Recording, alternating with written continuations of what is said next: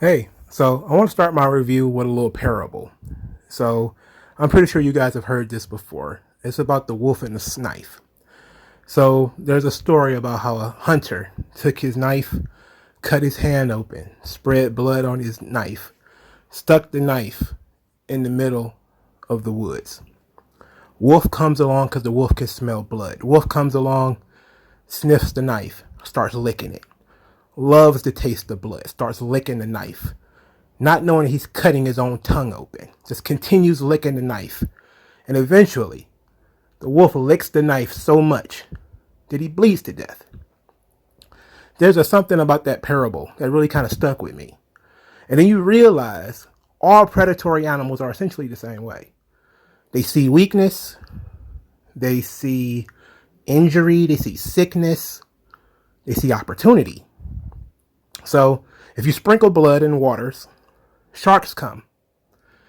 If you have an injured zebra, all of a sudden, you start seeing lions prowl around.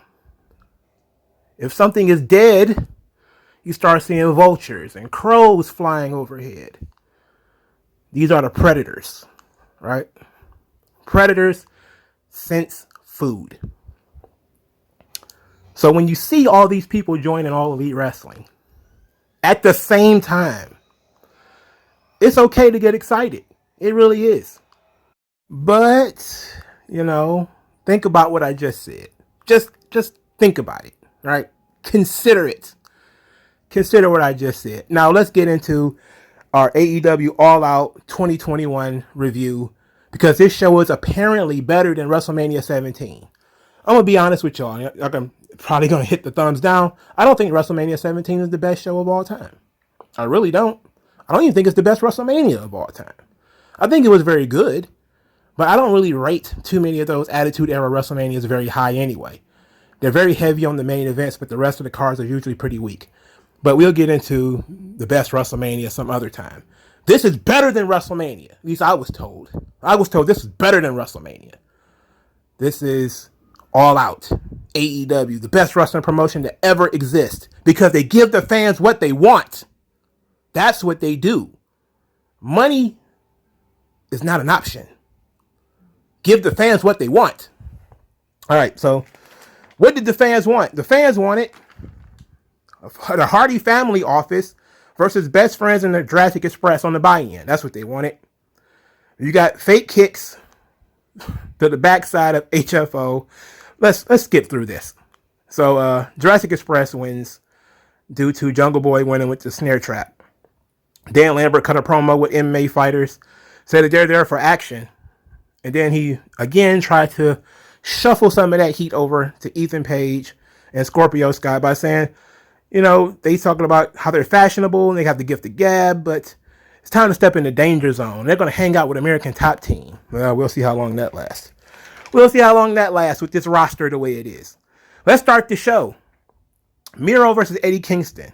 Very good match. I enjoyed it. It kind of ruled. Miro sold Exploder Suplex like a DDT, which was very interesting. I did not like the corner pad stuff that they was doing. For if you didn't watch the show, Kingston removed the corner pad. It was kind of an accident, but he also kind of did it on purpose. Then later in the match, it came into play. He hit the Finn back fist and a DDT on Miro. The referee was distracted. The crowd, of course, was booing because Kingston has a visual pin. The referee comes back, gets a 2 count. They run to that corner again. The referee gets in the way of the exposed turnbuckle because he didn't, even though he took all that time in the corner, he apparently didn't put it back. Then Miro hit him with a mule kick, running Machka kick, and Miro wins. Good. I like this. This was good. Satoshi Kojima versus Jon Moxley. Jon Moxley wins the match. For starters, let's take a second to talk about Jon Moxley actually winning the GCW world title from Matt Cardona the day before. Matt Cardona had been GCW champion for a little while. Apparently he wasn't really supposed to have the belt in the first place. They was just kind of keeping a spot open for somebody. And then he did an open challenge and he lost to Jon Moxley, even though his real opponent was Frank the Clown, but the bell never rang. It was a bunch of shenanigans. Ultimately, Jon Moxley ended up winning the GCW title, and now he's going to be wrestling Nick Gage. So wrestling's fun again, guys. Moxley refused the handshake, flipped the bird. They had a pretty good adult match. It was a solid match. It wasn't great. It wasn't terrible. It was solid. The machine gun chops to Kojima in the corner would have been better if Eddie Kingston had not done them literally 20 minutes before in his match. That's a indie thing, you know. The guy whose moves you're stealing, you're going to steal his moves before he has... Whatever. We're going to get... Wrestling's fun, guys. It's fun. Then afterwards, Minoru Suzuki comes out because he's a guy. They sing his song because, you know, some people know who Minoru Suzuki is. He confronts Jon Moxley, who just won the match with 2 paradigm shifts. Then him and Moxley exchange blows back and forth, to which Minoru Suzuki's ear started to bleed because reasons. I like that Jim Ross said there's no tougher man in the business than Minoru Suzuki. And he talked about how scary he is. And then he immediately went in there and looked like a feeble old man. He went in there and immediately looked like an old man who got himself busted open by Jon Moxley. Moxley later says that being in the ring with Suzuki is the best drug he's ever taken. And he's taken them all. So, and he will be wrestling on Dynamite. So that's something. That's interesting. Wrestling's fun again, guys. Wrestling's fun again. That match was solid, though. Another solid, but not great match. Britt Baker versus Chris Statlander. Statlander loses via the lockjaw. At one point, Statlander forced Baker to boop her own nose. I did enjoy Orange Cassidy getting really fired up when Chris Statlander was about to get counted out. I did like that because it was completely out of character for him, but it also made sense. And that, you know, if it was any time to drop the character, you know, when you're in peril and when your friends are in peril is a good reason to do it. So he gets Statlander back in the ring. She ended up losing anyway, but fine. The match was not bad. It was not great. It was just there, as far as I'm concerned. They teased that Andrade is the reason for Pac's issues. And he said he's here to fight, and Chavo said that Pac is scared. Nothing. The Lucha Brothers and the Young Bucks. So let's slow down the review to talk about this, because this match felt like it was 40 minutes. This felt so long. It felt like you could have watched a whole episode of like Mid-South or like World Class or like WCW Saturday Night or something like that in the time that it took for this match to really end. Okay. There were so many silly spots. These were just kids in a jungle gym, right? It's exactly what we thought it was going to be, except for they didn't jump off the top of the cage as much as I thought they would. But there was at least one occasion where guys jumped off the top of the cage. It was absolutely ridiculous. Now, I did like the Lucha Brothers entrance. I didn't like their live entrance, the rappers and stuff. I liked their old theme because it was goofy.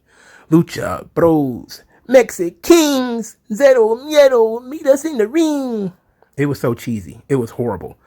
It kind of gave it charm. Like this stuff, and I don't know what this is, but I like the Aztec headgear. I remember when Ray wore the Aztec headgear at what was that WrestleMania 22, where he wore the Aztec headgear. I liked more their Letterman jackets, the Lucha Brothers Letterman jackets. I thought those were pretty dope. I like the size of the cage. The cage was pretty big, especially since these guys are all really small. Cutler threw his bag in the ring. He was carrying a purse, apparently, or some type of gym bag, to which there was a single Nike, just one Nike. They only had time to make one Nike with thumbtacks on the bottom. Then they did the whole thing where Matt Jackson was going to super kick Phoenix with the with the Nike shoe, only for Penta to take forever to take the shot for him and offer to take it. Of course, this ended up with him being busted open. Then they rammed Penta's head into his shoe. They rammed Penta's head into his shoe. Then Penta kicked out of a BTE trigger a little bit later. Phoenix did begin his comeback. It was pretty interesting. He ended up hitting both the Young Bucks in the head with the Tic Tac shoe. Penta hit a Canadian Destroyer off the top rope. You know that wasn't the finish, right? It was nowhere near the finish. They stood in a square, the four of them, and started super kicking each other in the face. This seemed to last for 4 minutes. I have no idea. We were completely off the rails at this point. Phoenix, of course, ended up jumping off the top rope, and the match ends off the top of the cage, rather. And Phoenix and Pentagon win with the elevated pile driver, which, you would think the Canadian Destroyer from the top rope would be the finish, but no, just a regular move that kind of looks like a pedigree. Whatever. Excalibur then screamed that the Young Bucks are a Hall of Fame level tag team, and so are the Lucha Brothers. Look, man, this was every bit of the horse shit I thought it was going to be. This was not, oh God, this is not a wrestling match. There was in no way, shape, form, or fashion did it come across as two people or two teams fighting. It again came across like a performance, and I hate it. I absolutely hate this. I hate it so much.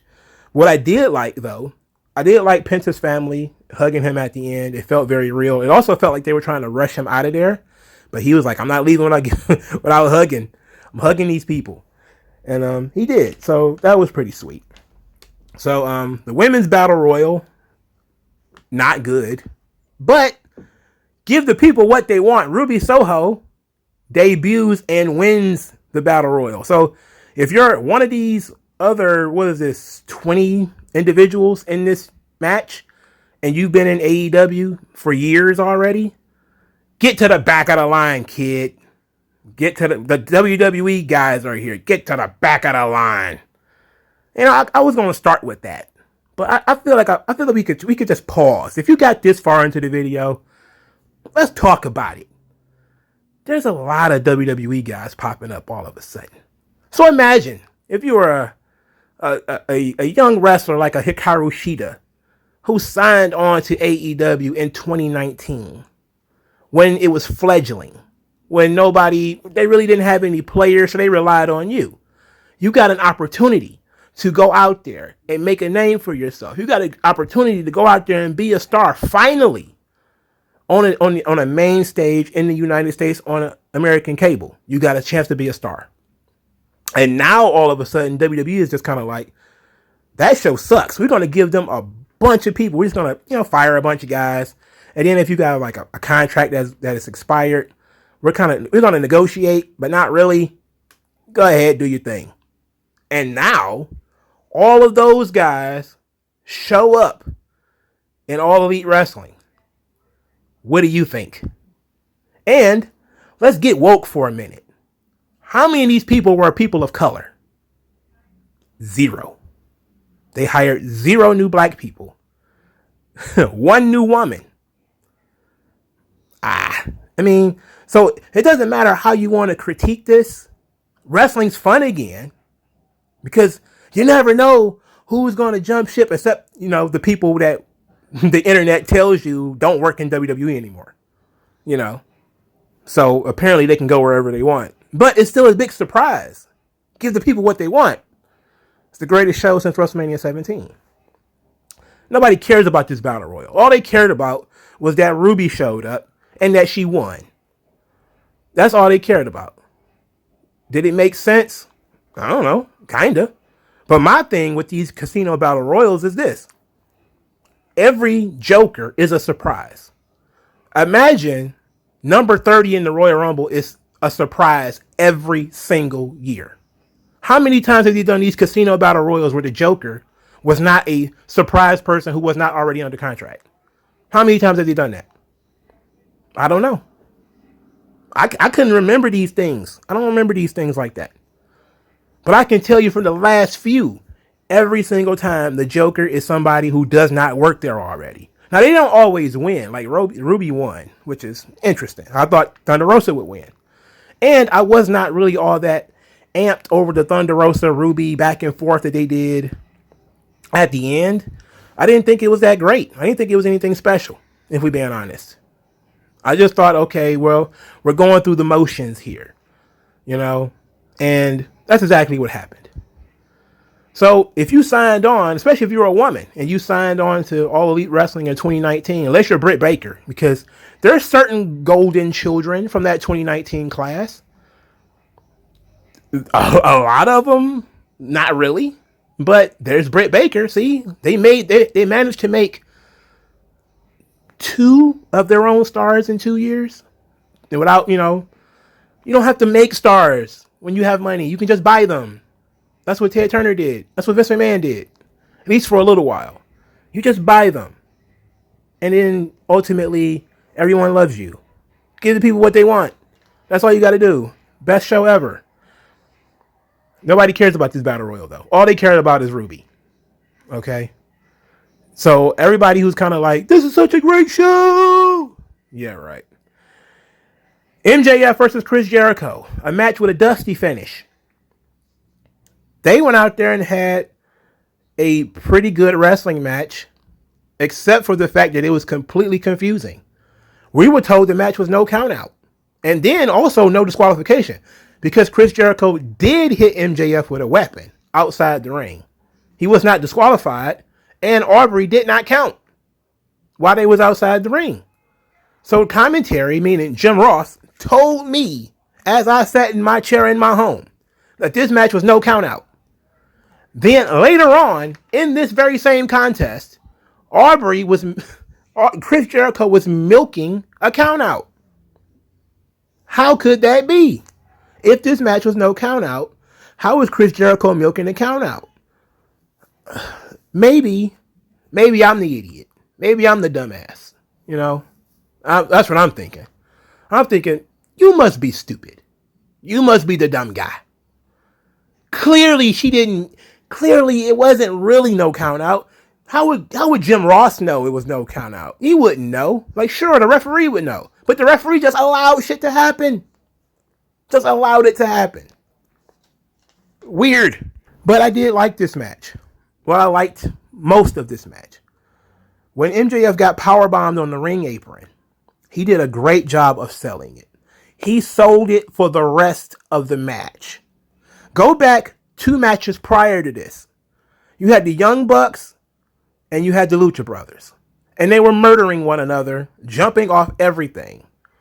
Dude took a Canadian destroyer from the top rope. Did not sell it 2 minutes later. MJF took a powerbomb on the ring apron and was selling it for the rest of the match. Even when he was on offense, he was selling it. So either the Young Bucks and and the Lucha Brothers are made from different stuff than MJF and Chris Jericho, or somebody did something wrong. Now, far be it from me to tell people you're doing wrestling wrong, but I thought you're supposed to pretend things hurt, even if they don't hurt. Now, even if things do hurt, you're not supposed to sell it. It's so weird. I like that MJF went back to working the arm and actually went back to, that was good. I like that. I like the heat seeker on the ring apron. That led to the Jericho milking the count out, which of course, I don't know why. We were told the match was no count out, and then Aubrey refused to count. You also, MJF started doing high flying moves out of nowhere. He just started turning into, Ultimo Dragon. He did the Acai moonsault. I was like, why? Why did he do that? And then he jumped on Jericho's shoulder like he's about to do a Hurricane Rana, and that's how he ended up getting powerbombed on the ring apron. Wardlow, who I haven't seen in weeks, showed up. Hager came out there to fight him off. Aubrey was distracted. MJF hits Jericho with the bat. Then he hits Judas on Jericho. He gets a clean 3 count, 1, 2, 3. Everyone's like, no, Jericho, no. Damn it, you son of a bitch. Then another referee comes out there, tells Aubrey Jericho's foot was on the ropes.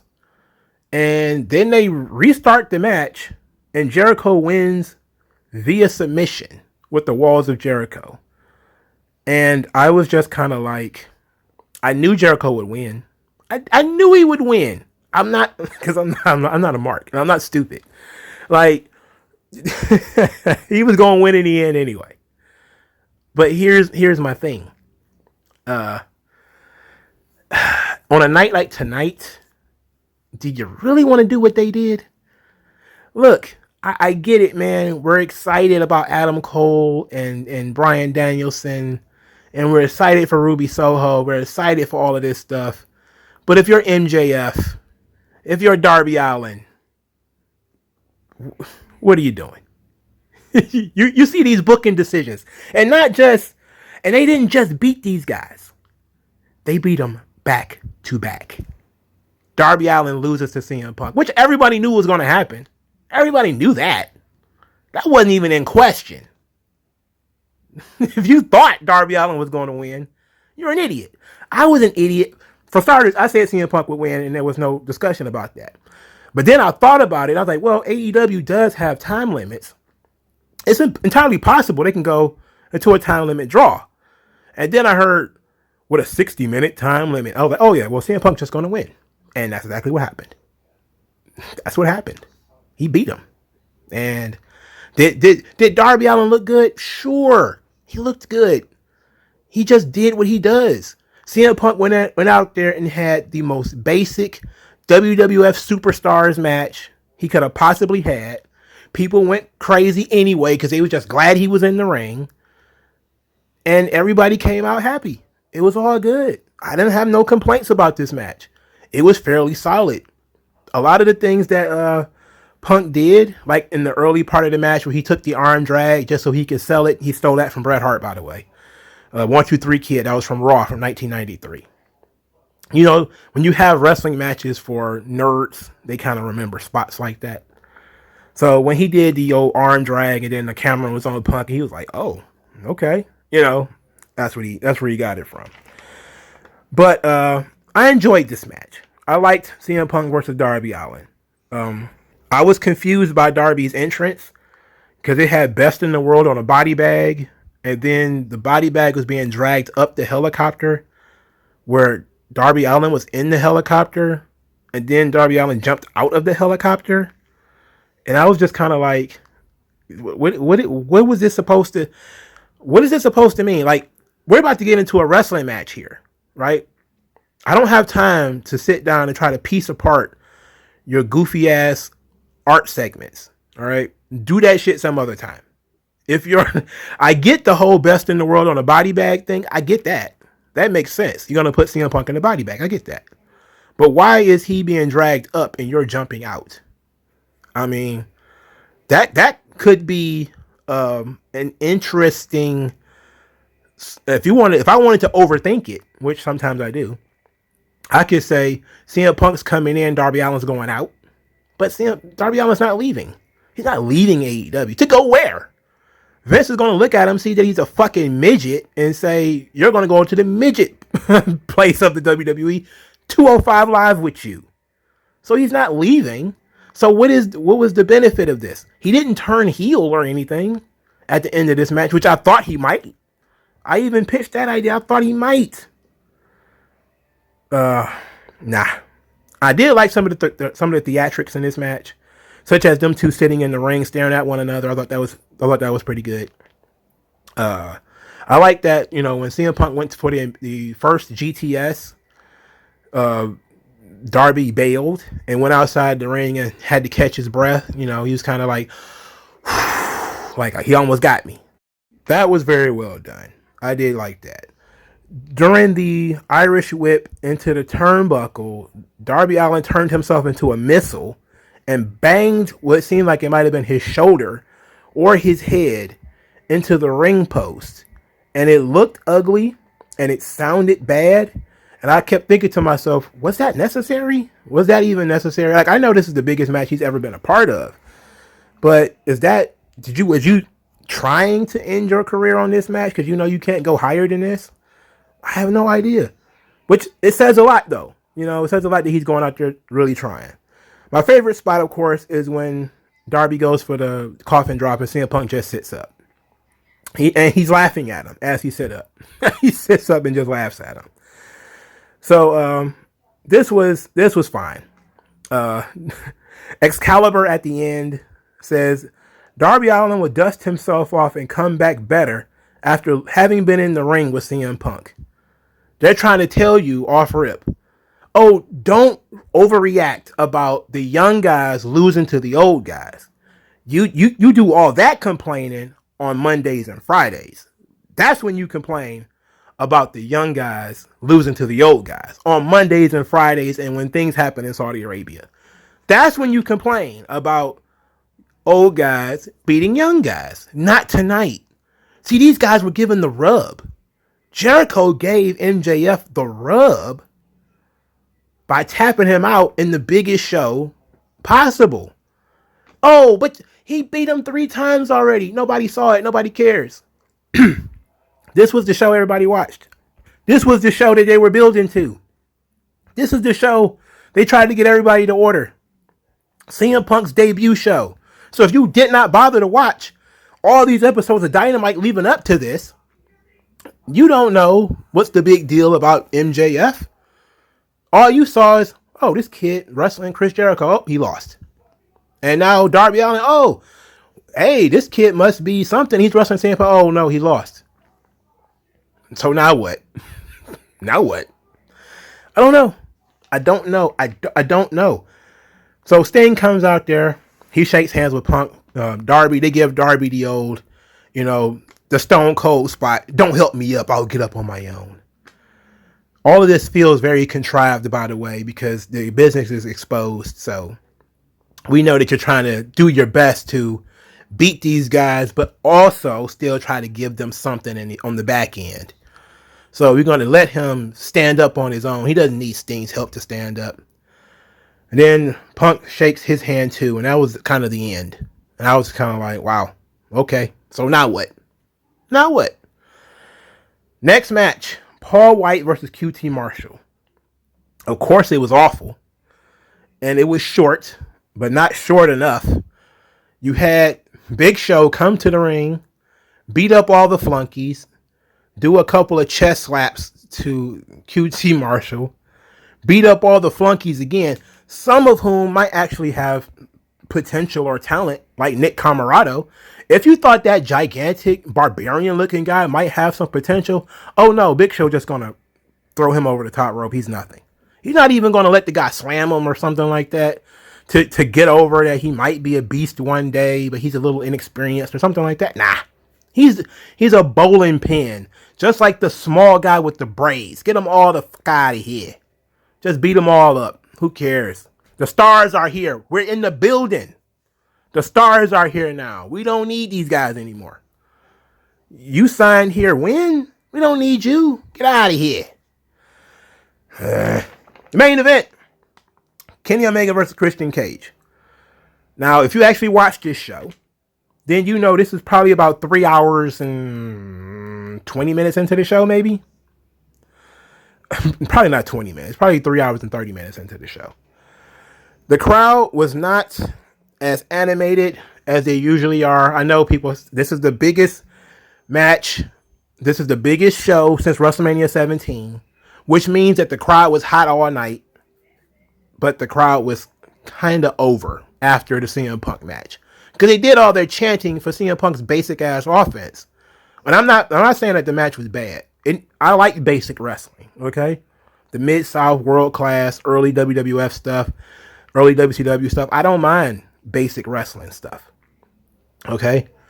But if you CM Punk just went in there and it's kind of like, hey, I'm just feeling myself out, not doing too much. Here, the crowd was kind of like, okay, well, we got CM Punk, so, yes, get to the surprise. That's really all they were doing. Because before the show, they kept saying, oh, so-and-so is going to be there, so-and-so is going to be there. So this whole match was just people waiting for this match to be over. They chanted a little bit. You could hear some sparse chants, the let's go Christian, let's go, Kenny, let's go Christian. There was a smattering of that, but not a super hot crowd like, Rock versus Austin, which is, what people are comparing this to, Not nearly the same thing. If you just look at the audience, and then if you have ears, you can see that it was not nearly the same thing. Christian and Kenny Omega went out there and had a pretty good serviceable match. Match was fine. Kenny Omega did a foot stomp onto the table while Christian was on it, under it. Don Callis had the referee distracted. Kenny Omega now has blue in his hair. I don't know. He did the Steve Urkel, did I do that? And I was just kind of like, bro, please. I was at this point like, man, just bring out whoever you bringing out. I don't give a fuck who it is at this point, dog. Nobody was really biting on the near falls, because it was a foregone conclusion. Everybody knew that Kenny Omega was going to win, which is why this match should have gone on whenever Punk and Bryan was going to, or Punk and Darby was going on. But I see why they waited. They waited because at the end, we got the Elite. They're jumping Christian Cage again. Here comes Jurassic Express. They get beat down.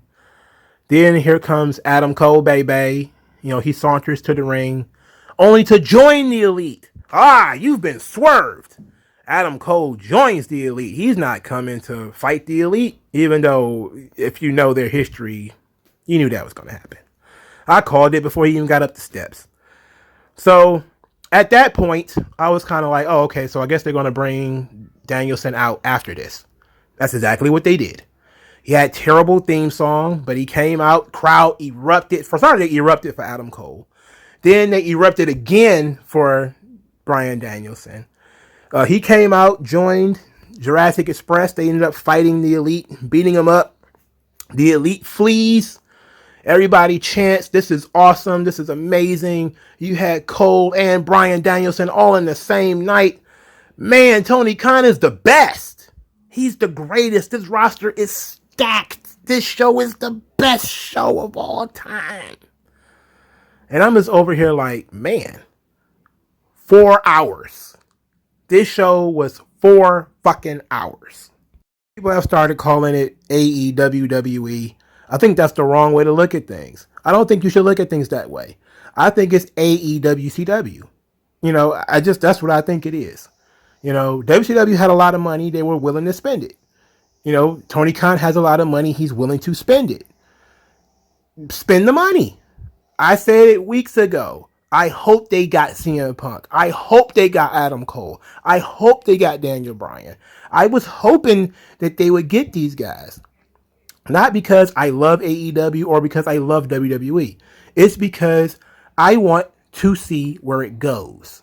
You've got all the players on your team now. Now what do? This is like the 04 Lakers, where you had like all these all-stars on one team. WCW did the same thing. They had Hogan, Savage, Duggan, DiBiase, all these guys jumping ship. And it seemed like, in literal speaking terms back then, Vince was in financial trouble. Now Vince is making more money than ever. He cut some of these gigantic contracts. The stock price goes up. So you have to think about these things a little bit differently. These releases do help AEW, but for how long? It's the same thing I said when CM Punk showed up. It is a great moment, but great moments do not make long-term wrestling enjoyable. It does not. You're chasing the almighty pop. I said this before. People are like crackheads. They Tyrone Biggums with the pop. What do? Now you've brought in Adam Cole and Daniel Bryan back to back. How do you top this?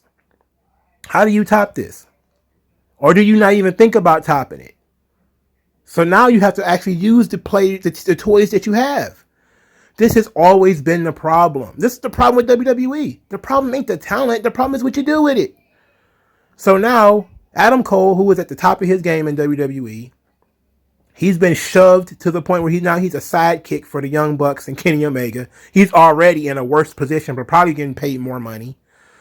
And Daniel Bryan, he gets to come in, or Bryan Danielson, he gets to come in. He just wants to be the wrestling guy, so that's what he wants to do. That's not going to threaten Vince's game because Vince sells entertainment. If you just want to go in there, again, Daniel Bryan, or Bryan Danielson, is the guy who talked Vince McMahon into doing 20 minutes with Drew Gulak. That's what he wants to do. That's his idea. If he's going to pitch an idea to Tony Khan, it's, let me get 20 minutes with Joey Janela. I think I can make him. And then Tony Khan's going to be like, okay, sure, go ahead. And then people are going to tune out. You know, like the long-term game is where it's going to be. You have to look at things in the future. Now, a couple of months ago, I would have said, give it 6 months. Now I'm going to say, give it a year. That's how, I think that they have the momentum that they have grown. I think that you have to give them a year. In September of next year, we will see where AEW is doing. Okay? And I don't just mean TV ratings and buy rates and all that kind of stuff. Because there's going to be some more people who are going to be released from WWE. There's going to be some more people who are free agents. There are going to be people who are going to pop up on the indies. And we'll see if they snatch those guys up for the almighty pop too. But the pops are not going to nearly be the same as they were for Adam Cole and Daniel Bryan. Because those guys coming off fresh off WWE TV. CM Punk was coming fresh off of a sort of semi-retirement. Big deal. Adam Cole was just on NXT 2 weeks ago or something like that. Big deal. Daniel Bryan was just on SmackDown a couple of months ago. Big deal. But how many other people can you really say that for? So while people can be excited because it was an exciting time, it was an exciting moment, understand there's just as many hours in September the 5th as the same is in September the 6th, 7th, 8th, etc. It cannot be September the 5th every day, every week, every month, or every pay-per-view. So how do you maintain this momentum? It's virtually impossible. They've essentially become to the point where they just ramped up so much, and the expectations are going to keep increasing. And as they spend, eventually they're going to have to start raising some stuff. They're going to have to eventually start raising costs. Maybe they want to run bigger buildings now that they see how, they got Punk and Bryan and Christian and Ruby and all these talents. Now they probably say, man, a 15,000 seat arena, probably not enough. We probably need a 20,000 seat arena. Probably need a 30,000 seat arena. And then who knows? Maybe they run those same arenas, but at higher ticket prices. Maybe. Who knows? But here's the thing that I really want people to recognize and to walk away with. Because I've said a lot of stuff so far, but I think this is probably going to be the one thing that I really thought of, that I said to myself, that when I thought about it to myself, I smirked. Daniel Bryan was retired due to concussions. Christian was retired due to concussions. CM Punk was retired due to injuries that he said that he had, and he just couldn't take it anymore. Physically, he couldn't go anymore. He needed 7 years to get himself back together. Ruby was out for a year with like a shoulder injury. The only person that they've signed that does not have a history of long-term injuries is Adam Cole. And that's something to think about. And when you start talking about guys leaving WWE, you have to think about whether wrestlers are assets or liabilities. And if you're Vince McMahon and you say to yourself, Daniel Bryan's a hell of an asset, but he does have those concussion things, and he's one errant knee, one errant bump, one errant punch from just sitting around collecting a paycheck because he can't wrestle anymore. You may say to yourself, Ruby was out for a long time with that injury, and maybe we didn't make our money back on her, and that injury could come back. Who knows? It was pretty serious. Christian, concussions. That stuff can happen at any point in time, at any point. And it's not just the age of these. The Big Show has a whole new hip. It's not just the age of these people that they're releasing. That's not really what I'm tripping on. Wrestlers can wrestle until they're 50. I talked about Terry Funk doing that. Bret Hart was in his 40s when he retired. An errant kick to the head. That's the kind of stuff that, people have to think about. It's like, it's great that you have Daniel Bryan on your roster, Bryan Danielson. It's going to take a while for me to get that together. But you're also going to have to worry about who you put him in the ring with. Because if you put him in the ring with the wrong person, things happen, right? And your huge asset has become a huge liability. And these things happen. And now Vince and Nick Khan are going to be looking at this thing just like that. They're going to say, you know what, Daniel Bryan, we love the guy. Great guy. But he's one injury away from being back on the sideline. And we're going to be stuck with him on the books. You know, and you know, what can we do? If he gets hurt in our ring, what can we do? If Christian gets hurt in our ring, we're stuck with him. You know, now they're probably going to make a lot more money in AEW, but the risk is so high.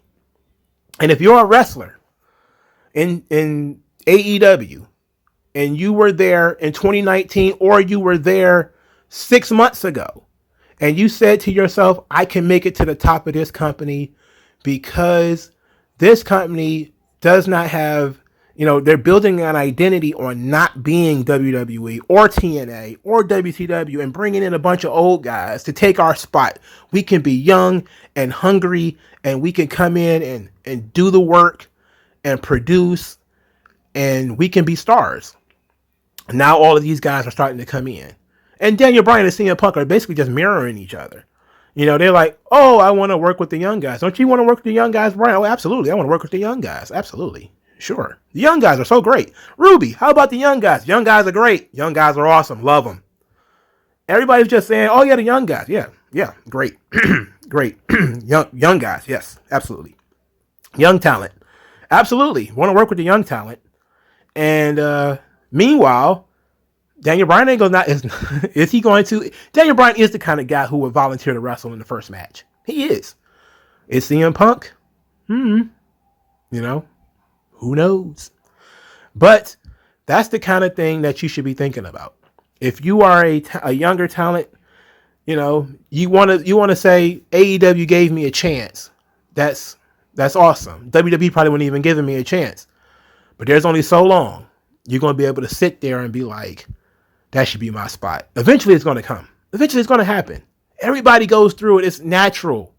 It is so natural. So the question becomes, who is going to be the first person to jump the other way? Because it is inevitable. And MJF has already said he's willing to jump ship, but he put that out there probably because his contract is on the way up. Man, he wants to get the bag. All right. So there's going to be some people who are going to get the bag, but there's going to be a lot of people. There's probably going to be some people on dark, people that you're not even thinking of because you probably think that they absolutely mean nothing. And that's how it happened before. That's why I said call it AEWCW. There's probably somebody on their roster right now that they're not thinking about. They don't care about because they have been there for a while. They've seen them for a while and nobody knows what to do with them. And they're just kind of like, fuck, put him on dark, he'll do jobs. And then he'll get sick of that shit and he'll say, maybe I'll go somewhere else. And then something bad's going to happen. Because if he ends up going to WWE and becoming a big star, other people are going to say, maybe I should jump too. And that's really all it takes. See, that's what happened in the other way. All it takes is for one or two big signings to happen, and then the flood starts. The chum is in the water. The predators start flying overhead. That's all it takes. AEW has their moment in the sun right now. Everybody is, you know, really excited about this, but again, I'm too old and jaded to have the same excitement that everybody else has. I know that Twitter is not reality.